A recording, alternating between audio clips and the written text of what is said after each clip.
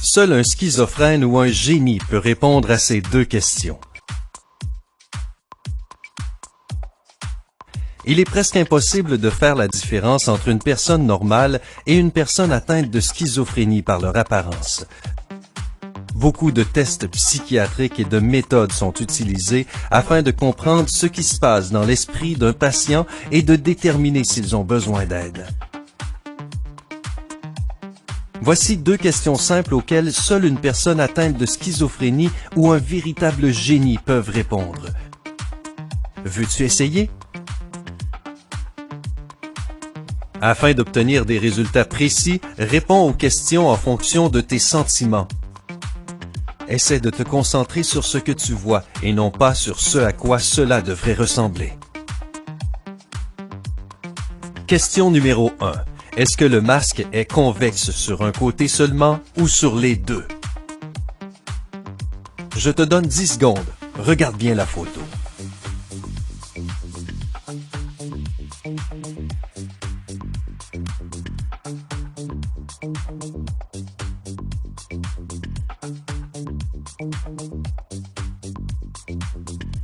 OK, maintenant, question numéro 2.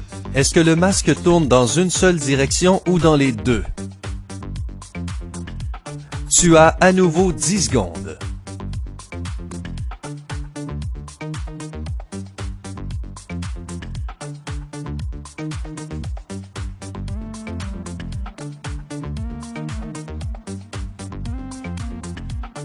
Es-tu prêt pour les réponses? 1. Le masque est convexe sur un côté seulement. 2. Le masque tourne vers la droite. Voyons voir qui tu es, un fou ou un génie. Si tu as mal répondu aux deux questions, ne t'inquiète pas, tu es en parfaite santé. Et si une des réponses était évidente pour toi, il est peut-être temps d'aller consulter un spécialiste. La vérité est que le cerveau d'une personne saine a tendance à générer une confusion automatique qui s'appelle l'imagination. Il prend en compte des formes et des ombres qui n'existent pas en corrigeant ainsi l'image. Notre cerveau a recours à l'illusion, qu'on le veuille ou non. Les gens atteints de schizophrénie ne possèdent pas cette imagination. Leurs cerveaux ne peuvent pas faire la connexion entre les détails. Ils voient le masque tel qu'il est vraiment. Pour eux, le masque est concave et tourne dans une seule direction. Comment se différencient les génies? La schizophrénie et le génie intellectuel ne diffèrent pas tant que cela. Cependant, il est possible de les distinguer. Les personnalités des génies possèdent deux types de pensées, celle d'une personne en bonne santé, mais aussi celle d'une personne schizophrène. Et ces personnes peuvent alterner ces types de pensées. Elles aperçoivent l'illusion de la même façon qu'une personne normale la voit, mais elles remarquent immédiatement le piège. Si elles le souhaitent, leurs cerveaux peuvent arrêter de voir la supercherie. Nous avons aussi préparé pour toi un petit bonus, un test rapide de QI qui peut déterminer ton intellect. En 2016, des recherches menées par des psychologues évolutionnistes ont examiné la façon dont la densité de population affecte un individu.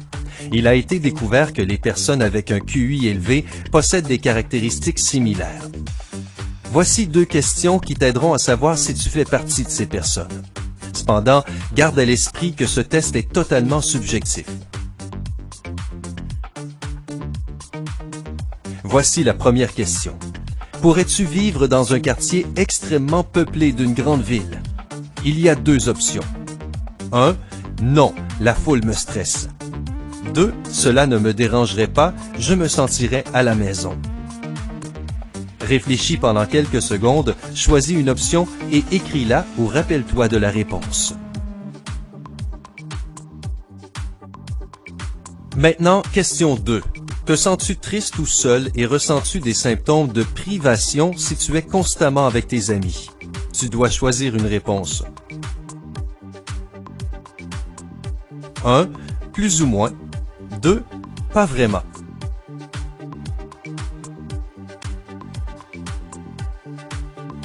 Donc, si tu as choisi la première option dans les deux cas, alors tu te situes sûrement dans le haut niveau de l'index du bonheur. Si tu as choisi la deuxième option dans les deux cas, tu possèdes des qualités typiques d'une personne ayant un QI élevé. Comme les recherches l'ont montré, les personnes ayant des capacités intellectuelles puissantes sont les meilleures pour résoudre les tâches évolutionnistes.